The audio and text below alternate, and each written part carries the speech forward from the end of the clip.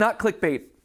On March 9th, I'll be hosting my last Theory episode, at which point I'll be handing off the channels to someone else.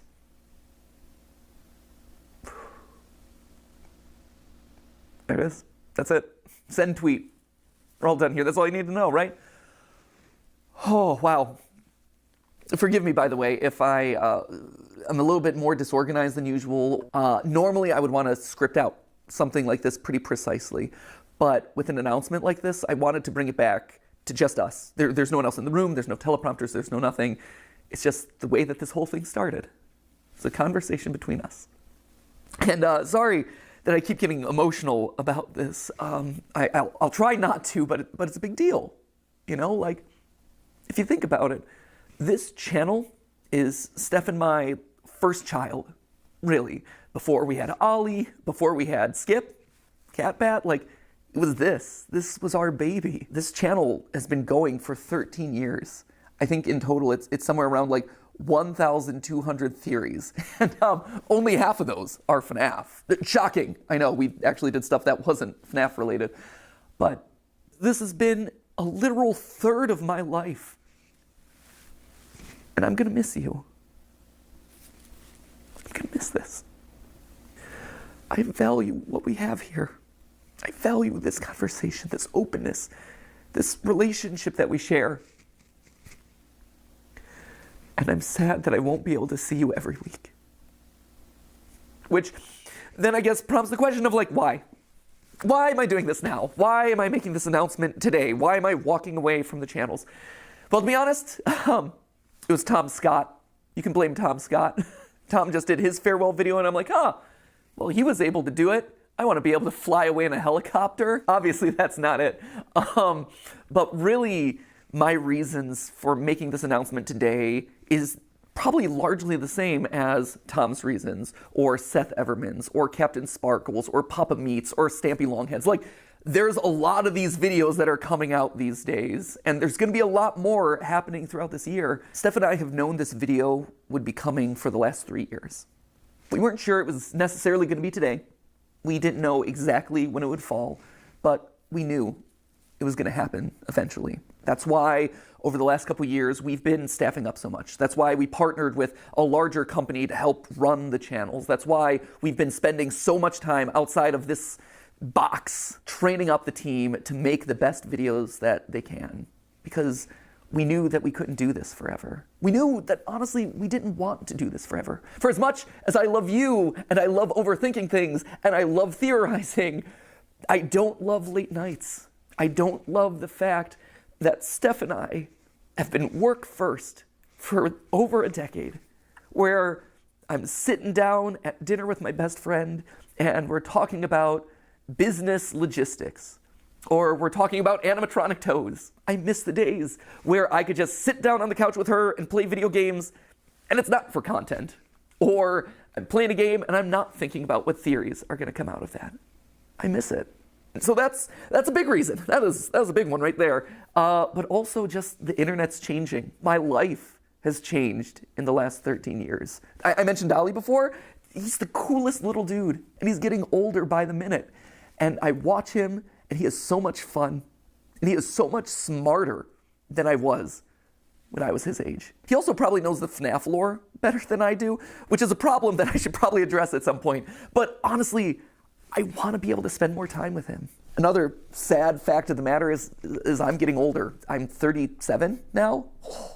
The other day, I actually had to Google my own age. And you know that when you have to start like doing math in your head to calculate how old you are over the hill, my friends. Though to be fair, to my credit, I think I'm like the only 37-year-old out there who has an unironic appreciation of Skibbity Toilet. Then again, maybe that's the problem, right? Like, maybe that's not a good thing. And honestly, because this is all about us being honest, there is a bit of a selfish side to this. When you think about it, there's only really 2 ways to step away from a YouTube channel. You either just decide the day that you stop uploading and you're like, I'm done. Or you just keep uploading videos from now until the heat death of the universe, and you watch as your relevance slowly dies or your passion slowly dies. And for me and my journey in this place, I always wanted to go out on a high note. And when you stop and look at the last year, this has been the best year in the theorist lifespan ever. Like, no joke. It is our highest view year.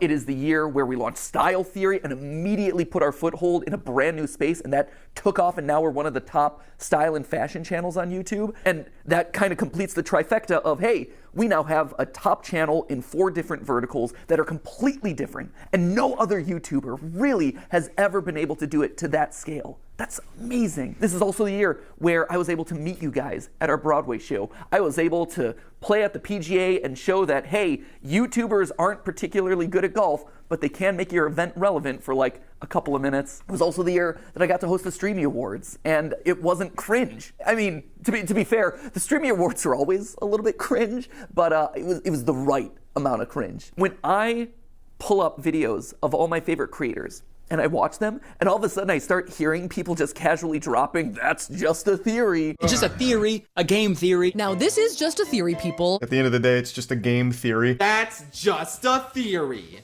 A Freebirds theory. Also a lot of lore, so if you're a big theory head, proceed at your own risk. I did not know about this theory. That's a theory. Okay. That right there, that is incredible. And that's the note that I want to leave on. And that's how you just know it's the right time. All of those reasons coming together, saying, hey, this is the moment. And that's hard to say, because change is scary. Change is hard. But sometimes the right decision isn't the easy decision. The easy decision would just be to carry on doing this and do FNAF Part 332.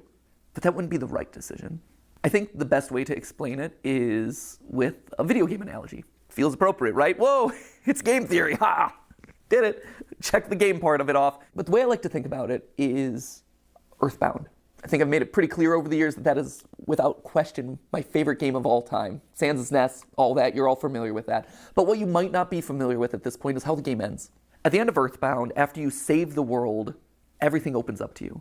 You can revisit every single location that you've been to. You can talk to every NPC that you met on your journey. And it's this incredible moment as a gamer. You see just how many lives have been impacted thanks to your journey. And then after spending as much time as you want talking to all those people, you end up back home. You go back to where it all began, where you were just a kid waking up in bed and starting your adventure. And even though your mom's there and your dog's there and your weird telephone dad's there, it feels different somehow. Like, sure, this is still a place of love and acceptance and comfort and security, but you just don't quite fit anymore. Because you just traveled the world. You made all these new friends. You are different. You grew up. And your relationship to this place grows up.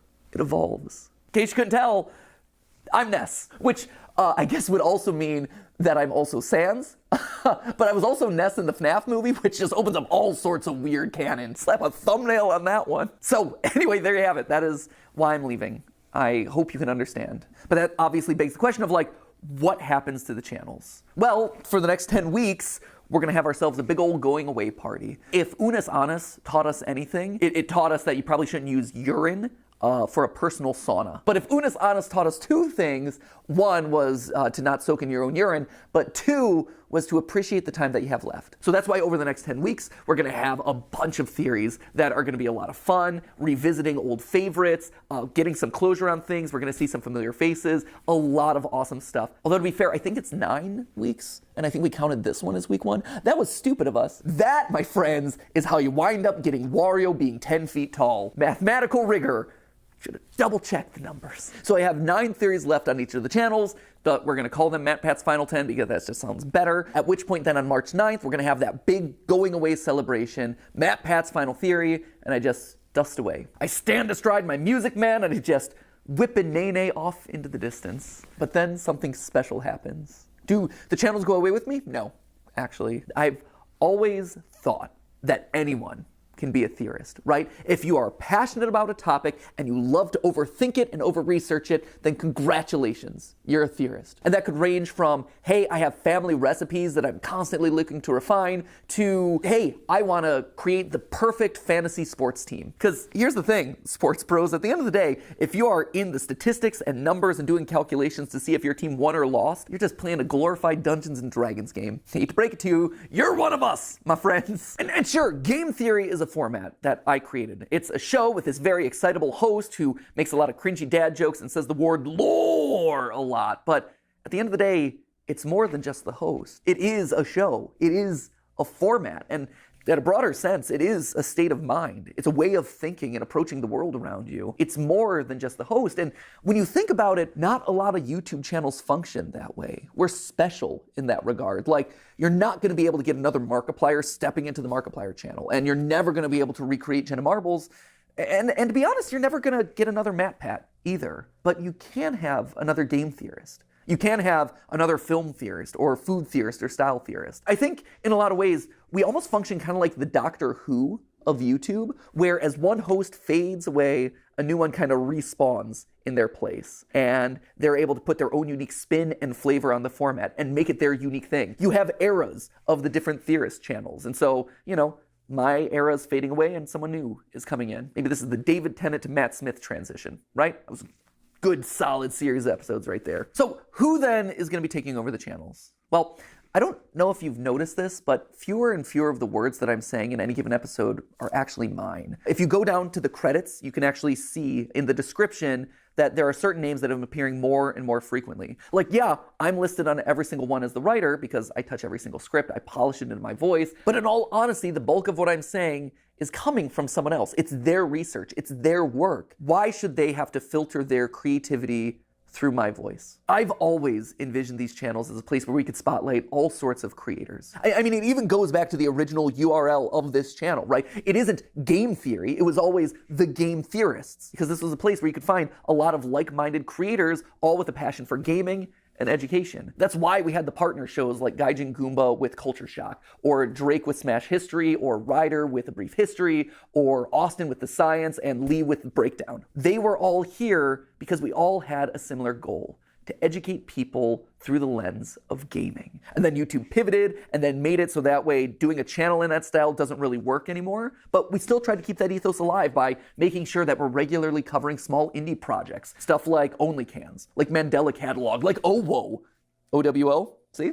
I learned. But if we're doing that for all these other creators, why aren't we doing it for the creators on our own staff who have been in the trenches doing the research, writing these words to deliver to you over the last couple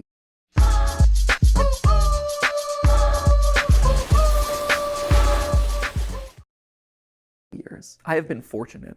I have been so blessed to have this platform available to me that you've given me over the last 13 years. But I think now it's time to pass it on to the next generation. It's time to give someone else a shot. But I realize that I'm getting off track here. So back to the question, who's taken over? First off, it's not going to one person, but rather 4. I would not wish my schedule on anyone. Like, sure, I'm willing to not sleep for the last 13 years of my life, but I feel like as old man YouTube passing this along to the next generation, I should probably do my best to try and make it more sustainable for them. It's also going to people that you're already familiar with. You've seen them showing up in shorts. You've seen them here on the couch with me for GT Live. You've sometimes seen them washing their hair with me in my own shower. Don't read too much into that, but it is accurate. Most importantly, though, they're each an expert in their own individual subject matter, and they've been spearheading the creative of the channels for the better part of the last year. And I think what's maybe the most fascinating about all of this is that each of the 4 of them come to us from a completely different angle. So for instance, you have Lee, right? Lee's gonna be taking over film theory, and Lee has been with us for 10 years.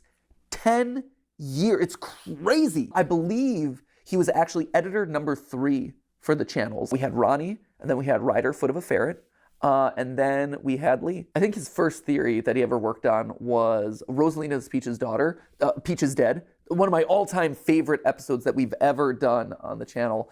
And over time, he rose up. He had his own show on the channel here. He had Breakdown, which were these just beautiful documentaries that were edited in such an incredible way. And since then, he's been spearheading a lot of the creative on both the writing and the visual side. And then, of course, you have Amy over on Style Theory.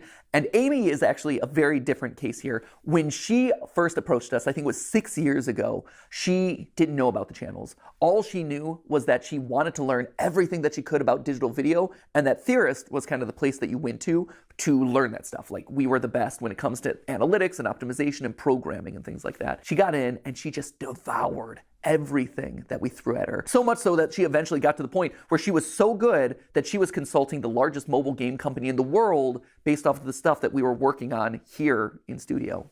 incredible. And all of that while being responsible for packaging somewhere around like 500 episodes across all the channels. And then she helped me and Steph brainstorm Style Theory for 2 years before the channel eventually launched, hoping that maybe one day she would be able to rise into the hosting role for it. And now here it is. And then, of course, you have Santi and Tom. Santi over on Food Theory and Tom over here on Game Theory. And interestingly enough, they both grew up watching Game Theory. We were their childhood show, which, to be fair, just shows how old we are. Santi would eventually go work at Mythical with Rhett and Link before coming here, where he is bravely spearheading Food Theory and letting me mercilessly make fun of all of his recipes. He's much better than I give him credit for. I just like giving him a hard time. And then Tom, he worked at Disney and Fox, but he knew all along that he wanted to be here, right? Like this was his aspirational goal. He wanted to write here. He emailed us a cold email outreach. We just miraculously saw it, decided to audition him, and he crushed it. His first episode that he worked on was actually watching every single installment of the Pokemon anime to calculate Pikachu's level. And to be fair, that was his pitch. Like, I have asked people to do some crazy things in the past, but not even I'm that brutal. Like, you can only watch Team Rocket blast off so many times, but he's like, this is an episode I'm passionate about. I think I'm gonna knock it out of the ballpark, and I'm gonna show you how committed I am. And he has been so committed ever since. So committed, in fact, that I told him, hey, if you're joining the channels, you do realize that you're gonna have to read every single FNAF book. And he's like, boom, he did it. And we're up here going crazy in the FNAF attic. But not only did he read every FNAF novel, he also read every single Hello Neighbor book. Yeah, he went that far. Currently, he's working his way through Bendy because the new movie's coming up. If nothing else, I think that really proves his level of commitment and also his appropriate level of insanity. He's a bit off the cuff at times. Like, I don't know if you saw on a recent GT Live, but Tom was here on the couch with me, and he actually denied that the moon existed, which was a choice. Main character from the chat says, that sounds like somebody who doesn't have a flag on the moon. I mean, that's if you believe it's even that. The moon? I don't think he actually believes that, but if he does, we're going to get some weird Majora's Mask theories, let me tell you. When I go out at this point, I am recognized at least 5 times. It's crazy. It's a really high number at this point. And it's a fascinating split because 50% of the time it's like, oh my gosh, you're mattpatt. You were my childhood. I loved watching your FNAF theories. And I'm always like, well, you know, the FNAF's still going. And they're like, what? No way. And we talk about the new game and it's always really fun. But the other half is, oh my gosh, you're mattpatt. You are my childhood. I'm watching you right now. I loved your most recent theory. That's awesome. That's such an honor. I have been so honored to be a part of all of your lives. But I think it's time for someone else to have that honor. I think it's time for someone else to get to ruin some childhoods. And that just kind of leaves us with one final question, right? Which is, what about me? You know, where do I go? Do I just retire to a beach somewhere? Do I whip a nene off into the distance? No. I'll still be here. Obviously, first off, we've got our final 10 episodes, like I said, so that's, well, it wasn't 10 episodes. However many episodes are left between now and March 9th, we got those. I'm going to be on GT Live from now until the foreseeable future, probably until the end of the summer. That feels about right. And then we have the big going away video on March 9th. After that, I, stand aside as Santi, Lee, Amy, and Tom step up and take over the hosting role. But I'm still going to be here. I'm still going to be alongside the creative directors talking about programming, brainstorming ideas for upcoming episodes. That's awesome. I love that. I don't want to give that up. But the other cool thing about this is that it opens up the door for me to turn the script. For the last 13 years, I've been commenting on other people's IP, but now that I'm stepping out of those roles, I get to create the IP. Still as a part of Theorist, but I get to create things that are going to challenge those new hosts of the channel. Things that I've had in the back of my mind from years of studying media that I can now make a reality and the channels can comment on them. Things like, for instance, I have a lo-fi mystery series that I think you're really gonna dig. It's basically like if you took a lo-fi channel and applied an ARG narrative to it, it becomes lore-fi. I am so stoked about this. The music is sounding really good. The animations are coming together really well. That's going to be launching in a couple weeks. We'll see if Lee over on Film Theory is going to be able to solve it. In April, I'm actually going to be coming back onto Style Theory to host a giant fashion show that we're doing there. We all collectively had this thought of like, hey, online brands, online influencers are coming up with their own apparel lines. Why is there no place to showcase that sort of stuff? And then it hit us like, hey, we have a style and fashion channel. Why aren't we doing it ourselves? Creators in Fashion by Style Theory, that is coming to you in April, hosted by me. Some of the time that I'm not hosting the channels, I'm going to be practicing my runway walk. Because let me tell you, if I'm sashaying down the runway, if I'm stomping the runway, it's not going to be pretty right now. So I need to practice that a little bit. There's also this animation show that we did a pilot for in like the middle of last year. It's basically like if you took Gravity Falls but aged it up and made it about adulting. It's really, really solid. And also there's this video game idea that I want to do for like so long that I've never had the opportunity to really like dive into and make reality. But now it's my chance to step into the role of Scott Cawthon and challenge the new game theorist. There's always been the memes about, are Scott Cawthon and I the same person? Not yet. But who knows, maybe starting later this year. And those are just the immediate things that I have on my to-do list because I want to make fun, cool things for you. And even if it's not a weekly episode, I still want to give those things to you because I think you'll like them. You matter to me. You are so important to me. Every single one of those people who stop me on the street, it's an honor, right? It's interesting. Because of this whole transition, I've been thinking a lot about my time on these channels and the evolution that we've gone to together. In the beginning, right, I was kind of like the edgy older brother where I would talk about like, oh, did you know that Link is dead? And let's make some boob jokes. And then at a certain point, I evolved into Dad Pat, right? I became a little bit more mature. I had the team around me. I had to be more careful about who I was saying was dead on a regular basis. Instead of talking about boobs, I ended up talking about Luigi's bulge. That felt like the right decision. At this point, I think I'm kind of evolving into a Grandpa Pat, you know, for lack of a better term. And just like your grandparents, hopefully cool grandparents, but just like a grandparent, you know, you don't get to see me all the time. And I don't get to see you all the time. And maybe we call and talk to each other every once in a while. But at the end of the day, that grandpa loves getting to see you. Maybe he shows up at a special event. Maybe he shows up at a holiday. Maybe he shows up at the Theory Wear fashion show. Who knows? But he so looks forward to seeing you. And the love that he has for you, it doesn't go away. That grandpa is so proud of you. And he cherishes the relationship that you've had so much. And he is so honored to be a part of your life, to have been a part of helping you grow and helping you experience the world. And he looks forward to seeing you at the next event. And if you see him on the street, we'll hang out. And hopefully he brings you cool, fun gifts. I know this is going to sound cheesy. And I know the internet will probably break me over the coals for crying for one, but I love you guys. I do. You're not just numbers. You're not just ad impressions. You're not just merch sales. What you have done for me, and from everyone I talk to, what I've done for you is special. It's special. When I was in middle school, I had this goal of making the world a better place because I had been a part of it. It didn't have to be big. It didn't have to be curing cancer. But I wanted there to have been a ripple impact. Just because I was there. Butterfly effect and all that. We've done it. I think we've been able to achieve something great here. You have taken me on the wildest, craziest 13-year ride of my life. And I'm so grateful. So, Grandpa Pat is going to sign out now. And I'll be around for a couple more weeks. I'll be living around the house for a while. We'll have a big family reunion celebration. Then I'll go off to my little shack in the woods, my retirement home down in Florida, and I'll pop in every once in a while.